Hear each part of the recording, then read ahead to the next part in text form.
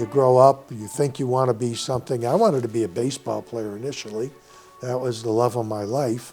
If someone told me I'd be a PhD in biology when I was 10 years old, 12-year-old, 15-year-old, I would have laughed at them because at that time I didn't even know what a PhD was. Life has a lot of forks in the road, and sometimes you take the right one, sometimes you make a bad turn, but you got to know when you're on a bad turn and get off that highway back onto a good road. And so a lot of things happened. They weren't always planned, and sometimes the plans didn't go as planned, but it turned out to be a very good and rewarding life, and I feel I've been blessed. My name is Theodore Booden, and I'm routinely called Ted.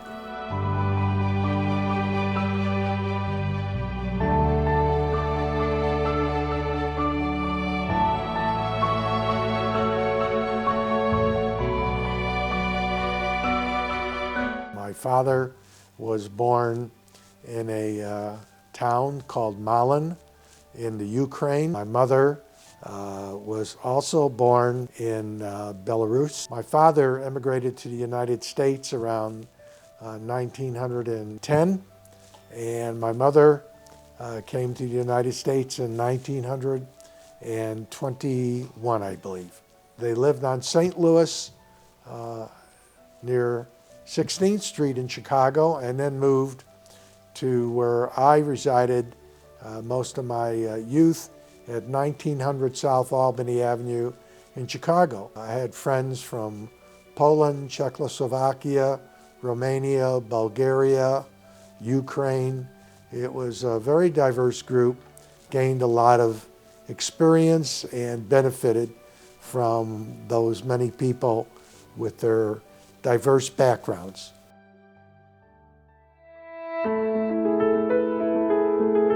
It began when I was 8 years old, and I became fascinated with radio. The main thing was I was trying to figure out how I could hear something that was plugged in to the outlet and had an antenna, but where was it all coming from? I became so interested, I built a crystal set, and that was around 8 years of age.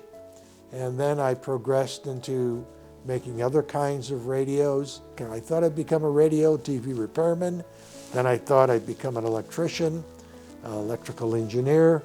And when I went off to college, I ended up dissecting a frog, and that ended my electronics at that point in time. But eventually came back to it as I was nearing retirement, saying, what am I going to do with all of that time? It's been a fun hobby for me since 1991.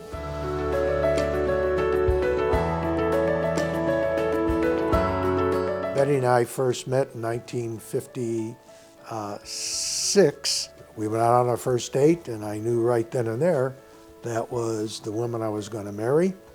And we got married in 1959, June 28th in Chicago.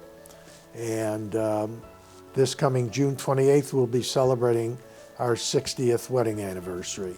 I have been blessed to have this wonderful woman in my life, and I don't know how she's put up with me all these years.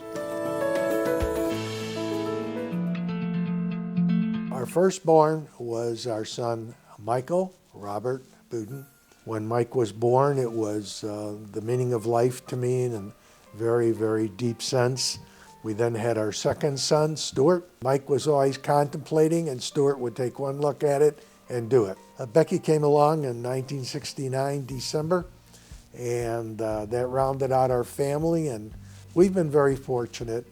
And when I say to people who are going to be parents, just remember what your parents tried to teach you about being a good person, being good to people, love your kids to death, let them know what's right and what's wrong, and accentuate the positive. I ended up getting a PhD eventually from Florida State University. My research was molecular biology and malaria parasites, and that's something that took a lot of attention and a lot of time. My life experiences were built upon a lot of interests, a lot of mentoring, people who gave me a lot of good advice and stimulated me to try a lot of different things. That's not a roadmap that I could have followed from the day I was 15, 16, or 18. It just happened, and then I took more and more of a grip on what I wanted to do with my life.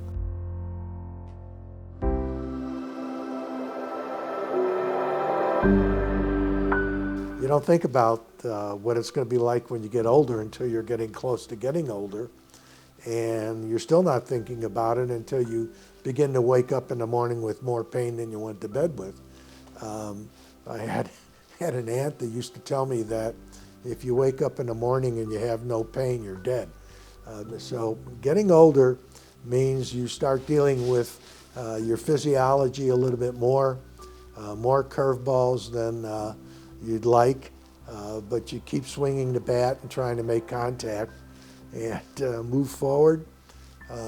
Life has its challenges, and they become steeper as you get older, but you also begin to think more about your life when you were younger and the things that have gone on, and it gives you a lot of opportunity to reflect, and I've done my share of that. I think my retirement has been a blessed retirement, but there have been challenges from a medical point of view, but then as I get together with my friends who are of similar age, we all look at each other and say, we all have something, we're all dealing with something, but you just keep on going as best you can. And so try to accentuate the positive, because the negative's going to be there.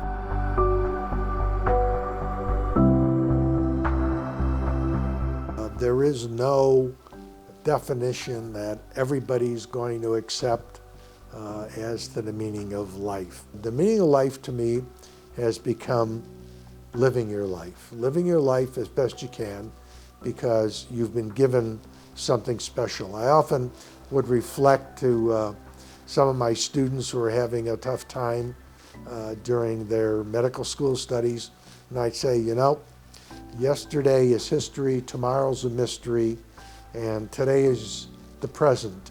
Enjoy your present. And so each day, try to enjoy the day as best you can. Some are more difficult than others. But to me, the meaning of life is to live your life. Live it as well as you can. Do as best you can. Be caring and giving. Think about others. Think about others before you think about yourself. And feel good about the things that you do. And just keep on going as best you can, because one day it's gone. And who knows what's next. You only get to do this once, as far as I know. And as you gain in knowledge and experience and expertise, the way you view things may change. And hopefully they change for the better. They change in a way that allows you to live your life effectively and in a caring way. I'd like to say that the future generation is the future. I've heard friends periodically say they don't know what's going through the minds of these kids today. And I think back, I think I heard that when I was a kid. And I look at this generation and generations behind me, and they've all contributed something that's advanced our society and humankind. So I'm an optimist, regardless of the negativity that's out there, that we aren't going to hell in a handbag. We just have challenges that others didn't have, but every generation has its contributions to make, and every generation has made positive contributions to humankind. And so I'm an optimist, and I say to the young today, keep on going. You're going to make great strides for humankind. That's my belief.